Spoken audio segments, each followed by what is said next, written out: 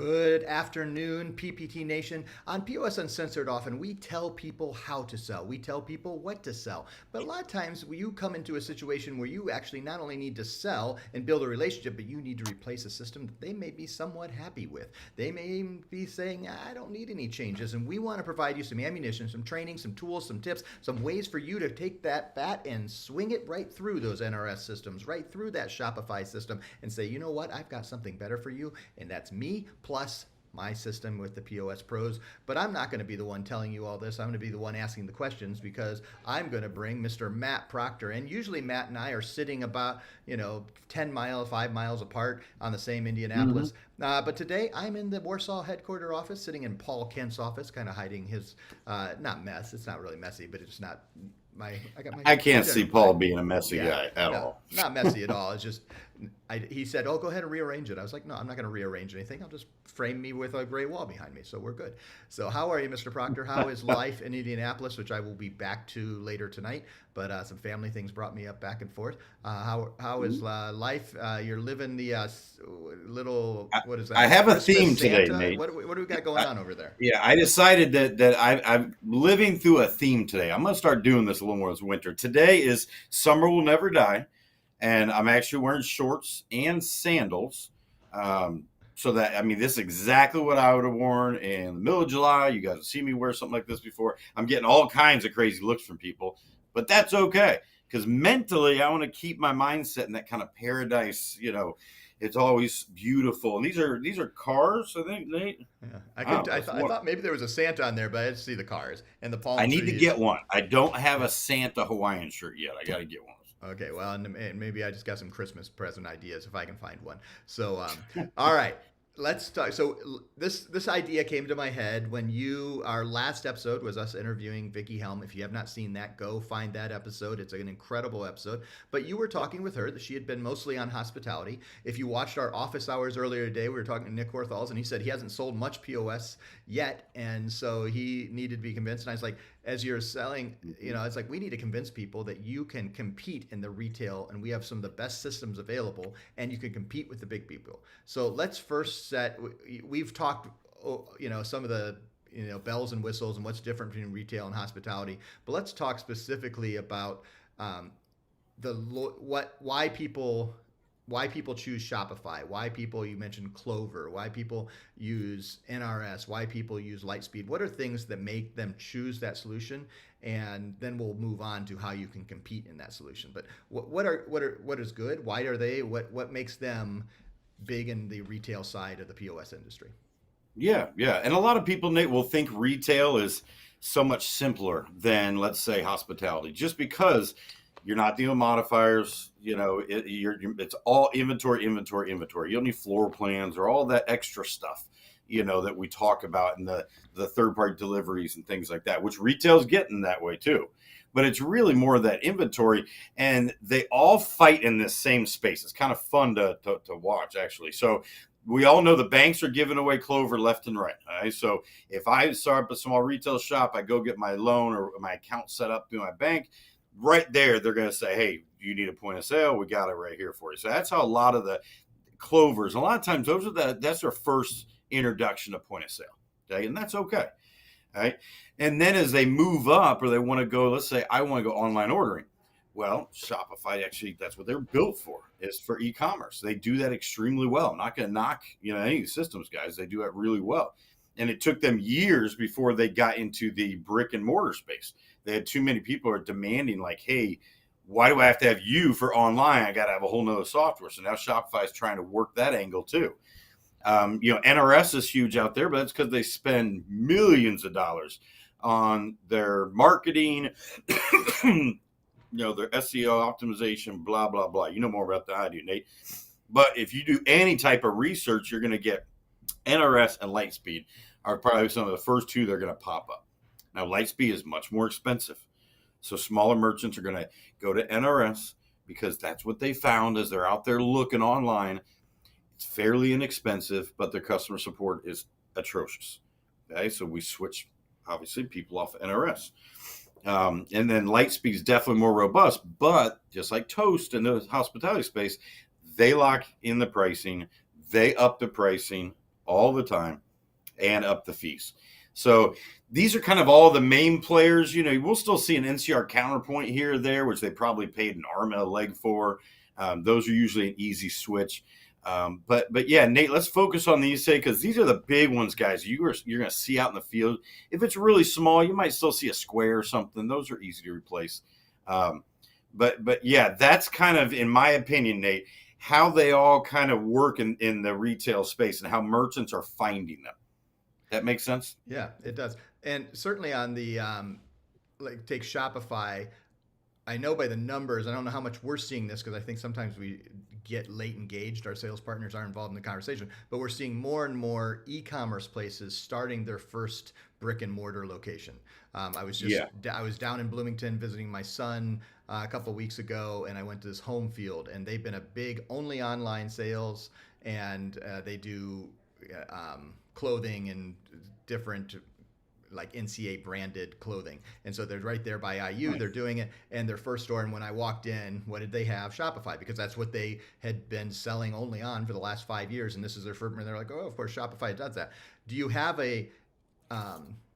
when it comes to Shopify, they obviously started on the e-commerce and then have tried to move into the brick and mortar. Are there things they don't do in brick and mortar that are important and would be important? And are there people that are using Shopify and then for their brick and mortar, they're using a different system? That we see that a lot, Nate. The Shopify online and a different system, because they're online, they do that really well. And one of our softwares actually can integrate to the Shopify online if that's what they want. If they want to keep that, great. We can still take the processing. They are missing some key things in brick and mortar, and I think throughout the years they're going to have to figure them out. But things like invoicing, they're really good detailed purchase orders, receiving, things like that. I don't believe they have any mobile inventory as well, and that's a big deal for a lot of our merchants that want to walk around the store, scan new items, things like that. So from what I've seen and what I've been told, somewhat limited on the inside. It's really just ringing people up, tracking those inventory, having variants if needed. And so that's where we definitely help more on the brick and mortar side, but we have systems that do both really well. If we can get them to do that full change, then we'll get Corona and Be Loyal and that phenomenal partnership there, or Retail Cloud along with WooCommerce, whatever we need. So there are options that we have. And Nate, you and I talked, off air. A lot of this, guys, is about dual pricing, right? And are we going to do edge pricing? Because a lot of these options out there, they either don't do it, or they don't do it well, or they're trying to make some workaround, where our systems already natively have that. So especially if they're locked in with NRS's pricing and their processing, because believe me, they want to take the processing from you. Lightspeed wants to take the processing. And then we're helping them out big time with our systems being able to do dual pricing. And Nate, hold on one second. I think I have an answer for my good friend up in Canada that works for Lightspeed. Look at this. And live information. They can only do surcharging, Nate, and it's not very popular. Yeah. Well, and we were asking some questions beforehand. What do we have? So Matt went right to the source, to an employee. I said, hold on, let me text. Sure. And we got the answer live on that. Because one of the things we're trying to figure out here is what's the differentiation that you can set yourselves apart. And a lot of that's going to be the POS Pros team, how they work with you. What do you think when it comes to support? What should our partners be able to sell and differentiate themselves versus the NRS, the Shopifys, the Lightspeeds of the world that we can provide with the systems we already have and the POS Pros team and our partner? We really have a three-legged stool for that support to be able to the POS team. What sets that apart, and what makes that a selling opportunity when you're working with these systems or against these systems? Great question. And yeah, that's a game changer, guys, because now you do have an entire point of sale team. And so, we like to tell the merchants on our demos, we just surround you with support no matter what. From my reps that work directly with you guys to myself, to Morgan, knowing every single merchant that we onboard, okay, and where they are in the process, while we're waiting for shipping, all these things that they're not going to get from some random person that comes and sells them, or for when they just buy something online. And then the key with that, guys, is the ongoing support. So we let them know, okay, now you have our entire Corona team. You're going to work with a dedicated implementation specialist. You already know Gavin. They're going to be your go-to and help with uploading all this and training.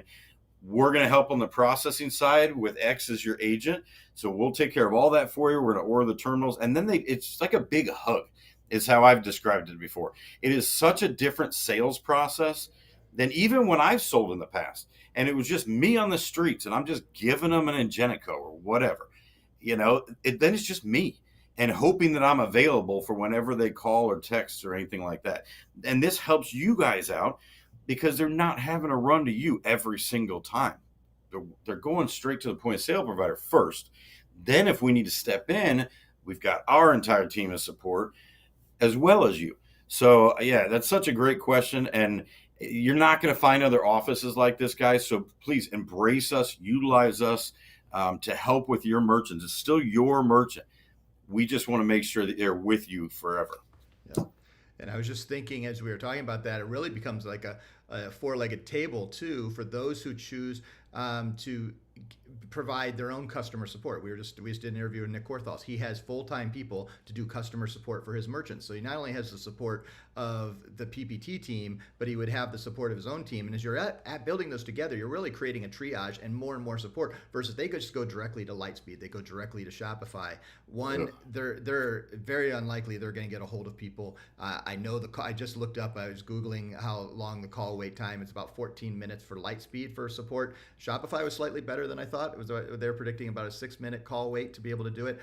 I know our services can do better, and especially when we're triaging them between what we're working together, the partner or the POS Pros and the POS company, plus what may even be in another team that the partner's bringing in. There's so many things that you can differentiate yourself on support, and things go wrong in every POS system.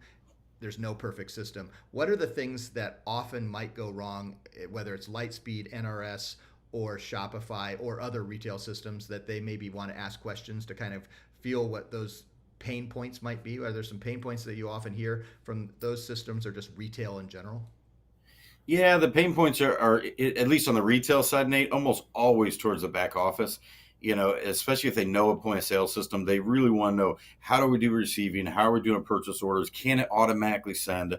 Can I send an invoice out? Some systems just can't do these things.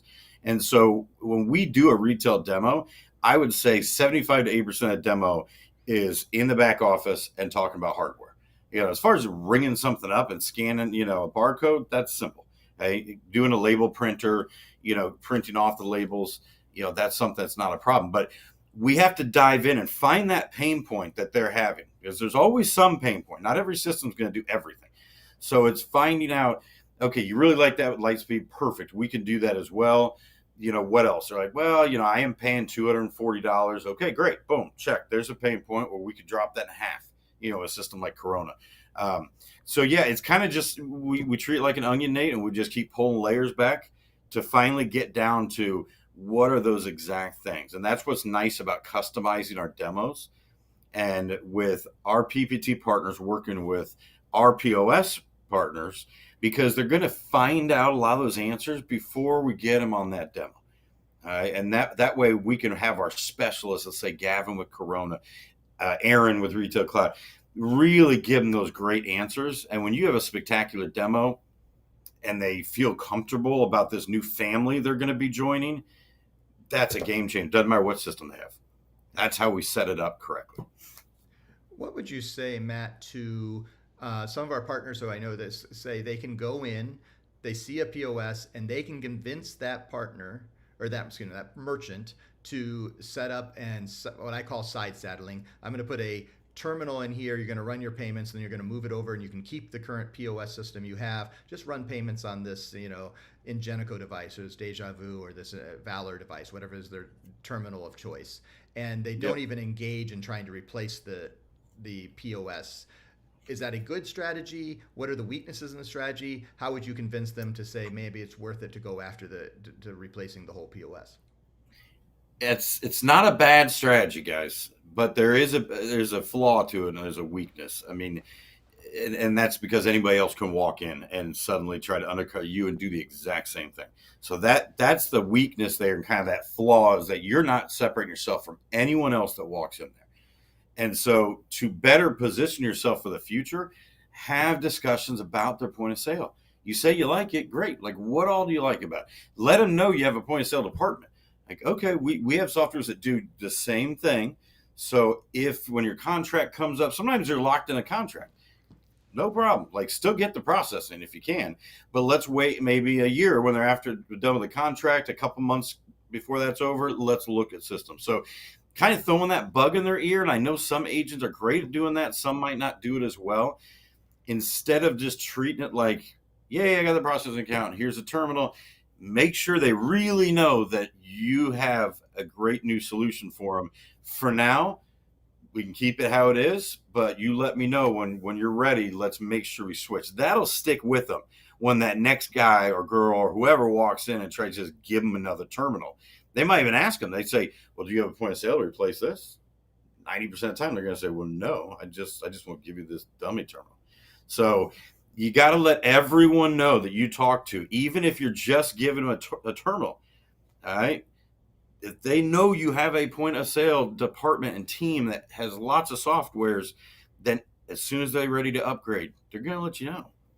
And I think that's such a big thing. That's what we talked to with Nick and his team. Like, yeah, still go get the low hanging fruit, get those small ones, guys, but spread the cheer. It's Christmas time. Spread the cheer. Let everyone know, like, we will upgrade you next year, the year after, whenever you're ready for a point of sale.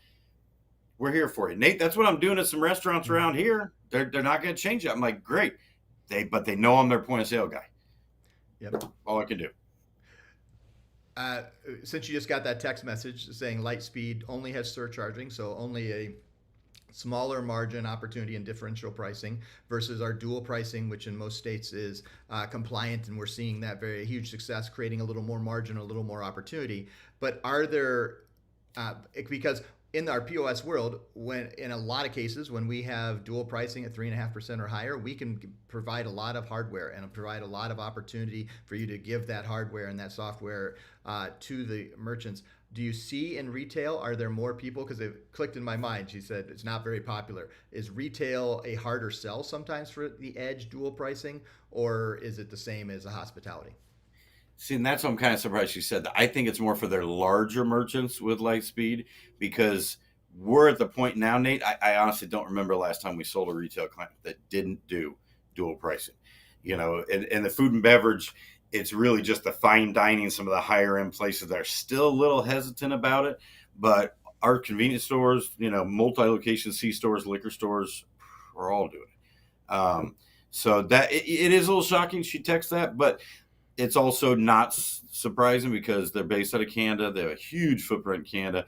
They don't do it up there. They don't like it. So it'd really just be an ask for someone in the States to have it. And they've got some very large merchants. So yeah, we're seeing it more and more. And like I said, Nate, it's kind of shocking when they don't, because it's just getting more common. And now we have it so that we can print labels with both prices, if they want shelf tag labels. We're working with Greta to roll out the digital shelf tags. So there's a lot of good things happening right now in that space, in that dual pricing space for retail. All right, so let's talk about replay. A lot of times when we present, and you can go look at our content on YouTube and our POS Uncensored, when we talk about each one of our POS systems and what they offer and all that, but we a lot of times talk about when you're going into retail and they don't have something. Can you talk to us about what's unique when you're replacing a system that either they've had for a while, they may even like? What is a different in that process versus when you're coming in and you're replacing, Excel spreadsheets and a terminal and some pieces of yellow legal paper in the back office there? What's different when they already have a POS and you're trying to replace Lightspeed or Shopify or NRS or any of the other retail systems out there? Yeah, and that's a great question. That's why it gets challenging, guys, when they're like, I don't have any problem with this. This thing works great, and it has worked great. Well, now obviously you're selling yourself, and you're selling off of price, because if they're using Lightspeed, they're paying a lot of money in credit card fees. All right. And same thing with NRS or some of these other systems. So yes, there are times where you have to pivot. Now, in my opinion, I'm still asking questions. I'm still trying to find out, because there's something they might want the system to do. Okay? Even though they like it, it's not necessarily a pain point they have, but they'll say something like, if I had a system that could do X, that'd be even better. And that's what, when I poke and pry and do my consultations, kind of that's what I'm looking for.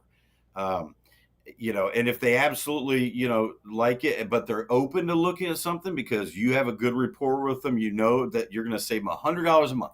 Okay, let's just say $100 a month on the licensing fees alone for looking at Corona versus Lightspeed. Then we at least have them. We at least have them. Not, I wouldn't say on the hook. We at least have them. We're going to show them a demo account. Or sorry, we're going to give them a demo account so they can play with it. We're going to show them an actual demo, and then if we get that side by side, Nate, we're going to win the majority of the time. And thankfully, we do have demo accounts available. So, like you said, it is more challenging, guys, but still ask those questions, knowing that you can still put a side terminal there. But now let's find our angle. There is an angle. There always is. Whether it's an extra feature they're missing that they don't have, whether it's we're lowering their monthly SaaS fees, whether it's we're lowering their credit card fees or eliminating their credit card fees. Okay, so we've definitely moved people over that were completely fine with their point of sale. There were just other benefits we brought to the table. Perfect. So let's talk specifically about some. We've been using retail as a big piece, but retail really has lots of different segments. You have vape stores and C stores, and you have clothing stores, and you have coffee shops all in there. Yeah. Yeah, I mean all kinds of things. Are there things like if you walked in and saw a Lightspeed at a vape shop, would you say, man, we can do this so much better with Corona? Or if you, or or would you? I don't know. Because we didn't really talk about this. Oversold. Yeah, but are there places and things that you should look for in specific verticals when you're trying? And they have, man, I know Corona could do this really well, or Greta could do this well, like C stores or the digital shelf tags or things like that. Are there things they should be looking for and saying, man, in this vertical within this whole thing of retail, this would work really well? Yeah. Hardware, guys, is one of the biggest things. Okay, right away, you're going to see what they're working with. If it's a tablet of any sort, whether it's an iPad or an Android tablet, then it's probably a smaller merchant. And that's okay. That's okay, because that's all they need. Okay, they weren't oversold with some big fancy system or anything. I mean, hell, it could be one of ours. Could be Paradise, or something just simple, easy to use. But if it is a more robust location, and I'm talking like liquor stores, guys, where I've got maybe 5 location liquor store, then yes, it should be a much larger station. But what's great about liquor stores, they don't switch very often, but B, their software is usually old as hell. Right, so that's a good thing. When you go in, they're like, yeah, we've had this for, I don't know, 6 years, 8 years. It's liquor POS or whatever. We do so many liquor stores, it's crazy. And then knowing that we have multiple options for them, because remember, guys, they're just shoved one thing down the throat. Some guy came in and said, here's my system. And for you being there as a consultant saying, I have 3, technically 4, depending on what you need and what you want, what you look like, and that's when you get that questions about, what their features are.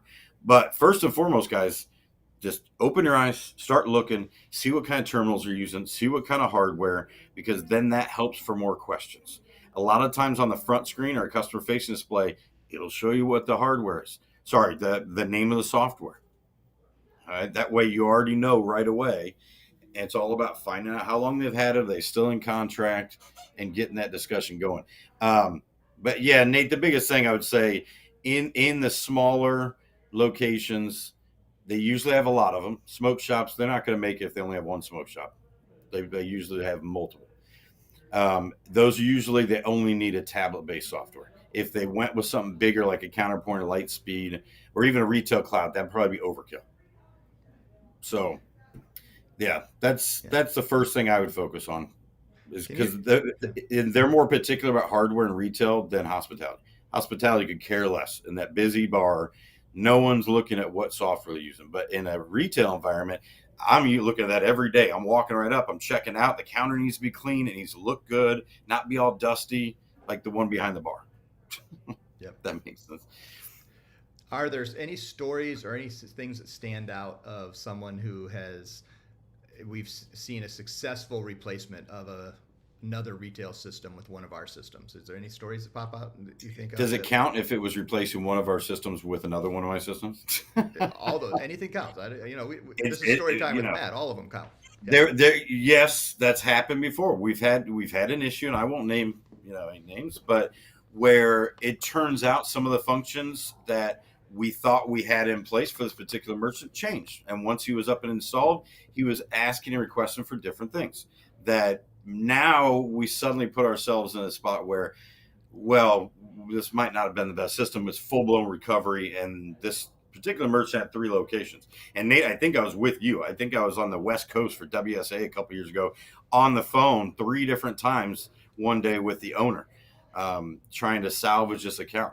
And sure enough, we were able to. I remotely jumped in a demo.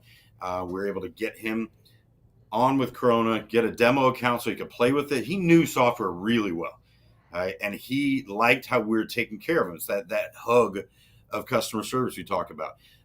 And so he played with it for about 3 weeks. And then I forget, he texted me or shot me an email, said, I'm ready. Let's get the hardware up and going. And so that was a great win there, because that's 3 locations. It was good volume. I don't even remember exactly who the rep was on it, but this was me and my team getting very much involved to keep the processing with him and to keep them on board.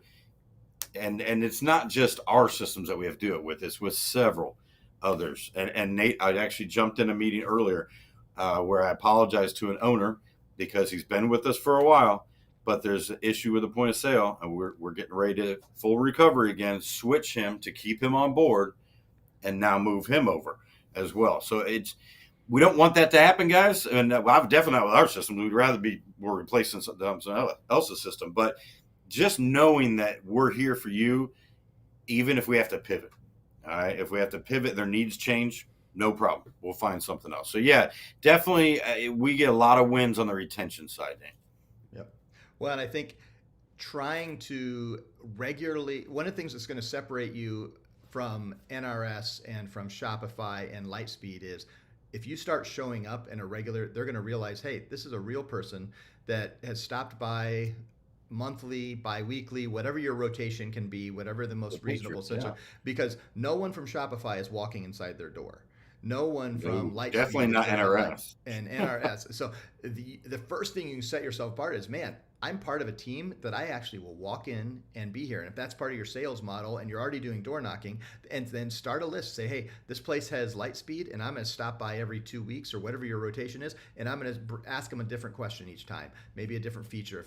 If they're selling online, you're going to ask them a question about how they're managing their inventory between online and their physical location, or maybe and work with the POS Pros and come up with a set of questions to keep asking them, because it's not so much about the questions and trying to help them, it's to help them realize that they have a person versus, or that you are a person versus Lightspeed. You're just a number to them, let's be honest, and that can set yourself apart. What is are there any, these systems that we specifically chose are all things we've replaced, but they're all relatively good systems. I mean, they were built to serve retail. It's not like they're trying to use a hospitality system to do retail. There are certain features maybe they don't have. Shopify certainly moved from e-commerce to brick and mortar, so that's unique. And then NRS and Lightspeed went the other way, from brick and mortar to trying to do e-commerce. But are there any questions or features of those that you've heard of that are like, man, I would ask this question? Yeah, and some of them have integrations to delivery companies, whether it be UPS or FedEx. And as of right now, it's not something, we have natively with our systems. I don't think any of these, Nate, that we're talking about today have done an integration with third-party delivery companies. I don't know if that would ever be on the table for Lightspeed, but we are starting to get that request more, where people say, well, I can go on Amazon, I can buy blah, blah, blah, everything. And especially, I think, Nate, you and I talked about one time in North Carolina, apparently those liquor stores are all using third-party delivery companies. And so we have a couple agents there that have been bugging me about, will Retail Cloud or Corona or Greta, will someone integrate with DoorDash, Grubhub, Uber Eats, for liquor sales? That's yet to be said. But that's something that I know will be coming in the future. And you know what? We are seeing some more RFID stuff come out, Nate. I know we don't talk about that a lot, but that radio frequency is more and more prevalent. And Retail Cloud and Corona are both doing that now. It's more of that self checkout.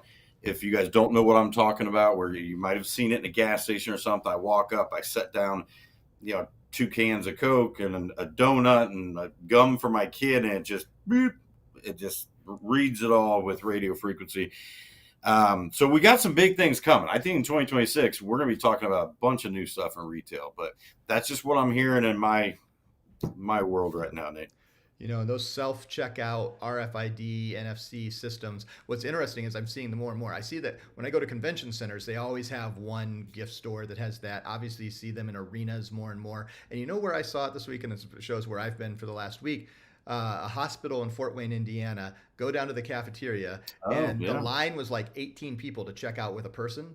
And then they had this little I'm like, I know how to use this. So I went and took my drinks and my water, and they had a scale set up there to my salad that I'd gotten from the salad bar, and I just self-checked out and was out just in a second, and Apple Pay and do it. But I was like, I hadn't thought about this. And what was interesting is everyone else was scared of it, and then I did it, and then 5 people got in behind me. They had to get somebody. Yeah, they didn't know how to do it. You were And I'm the geek who always does it. So.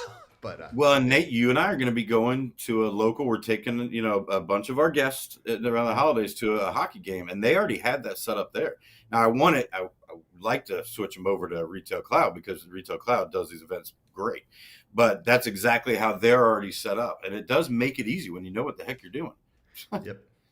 All right, Mr. Lecca, who's been joining us live for both of our lives today, and not messing around with it, getting the recording. He asked what you would replace Lightspeed with, and then he asked that simply, say for like a men's clothing store. So I like these specific things. When you see Lightspeed, you're probably not going to go pay anywhere. You're going to go something more robust. And so, what would you say to that as he goes with that? No, it's a great question, Andy. So for clothing in particular, Retail Cloud's actually been our best because of how many detail variants there are. With any clothes. Not only do I have 5 different green shirts, but I got 6 different sizes, and some are turtlenecks, and some are. There's a lot of variants to clothing. Unfortunately, I love Corona. That's our number 1 retail software. They've made that clear. They're just not the best for clothing. When it comes to replacing Lightspeed, either one can replace Lightspeed, though. It just comes down to these specific verticals. So Retail Cloud, I'd say, is more robust. Has literally identical almost every feature to Lightspeed. So in the past, we've always gone head to head with Lightspeed of that. Corona is more user friendly and has a better cost perspective, but does not have every last little bell and whistle of a Lightspeed or Retail Cloud, if that helps. So smoke shops, liquor stores, the majority of retail, we're going Corona. And then Retail Cloud for our more robust accounts where they really know software, like a Lightspeed merchant. Perfect. We got the replacement right here, and with dual pricing.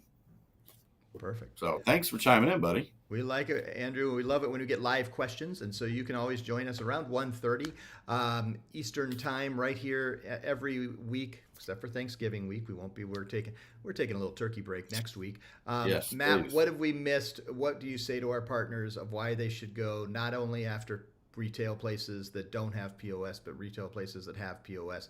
What are your closing words that are helping them feel energized? That was the word I was trying to go for, going after this retail. And I'll use a caveat here too.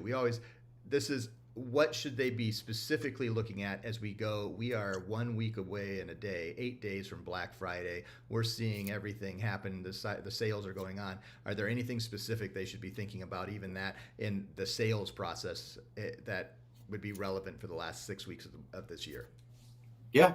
Well, first off, guys, don't be intimidated. Don't be shy. I feel like so many of our partners throughout the country feel more comfortable in a hospitality space or food and beverage because maybe they did it in the past or they worked there in the past and they're going there anyway to eat.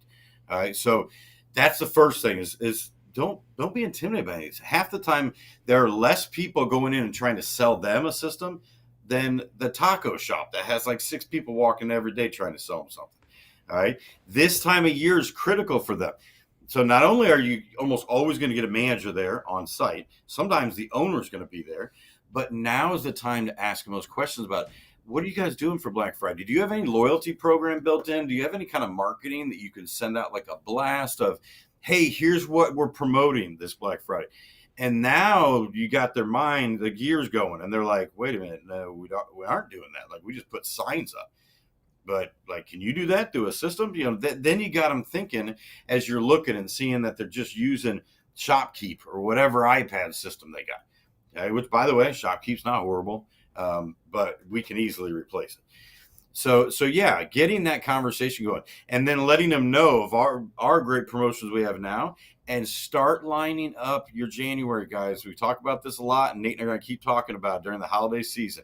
Okay. Sign them in December, let them get through the holiday, schedule your installs, get multiple installs scheduled for January. It's a great start to the new year. So that's it, Nate. Black Friday. Love it. It is a great time to just put your head down and help people. I think some of the best success stories I've heard from our partners is helping merchants fix problems with things that are happening with their other systems during this time where they're, Black Friday and they're a clothing store and they have 50 people in, and you may even be able to jump in and help them figure out how they can jump in, maybe even get just a quick pay anywhere because their whole system went down. There's things that are going to go wrong, and if you help them take care of it, you'll get the business later. And the crisis moments during these last 6 weeks of the year when things are going crazy, or even the first 2 weeks of the year when there are returns, especially in the retail side where there's more returns and all this stuff, you can help solve their problems, and then you will win their business and be able to use Corona or Retail Cloud or Greta or what am I forgetting? My brain went dead. Paradise. I mean, Paradise. Paradise, yeah. Corona, Retail Cloud, Greta. Yeah, you'd said the fourth one, and then in my brain, too many things going on in my brain at once. So, all right, Matt Proctor, I wish everyone a happy Thanksgiving. We won't be live on this channel until after. Less than 6 weeks away. Gee whiz, this year's flying by. It goes by. Yeah, I was using 6 weeks. I haven't even counted, but I know it's less. Thanksgiving is here. Christmas is then only 4 weeks away after it just goes by so fast. But it's gonna be fun. We have so much to do, so much opportunity, and we can't wait to make 2026 the best year ever. Matt, thank you so much. We'll be back in 2 weeks. Thanks, buddy. And make sure you watch it. Bye, everybody. Thanks, everybody. Bye, everybody.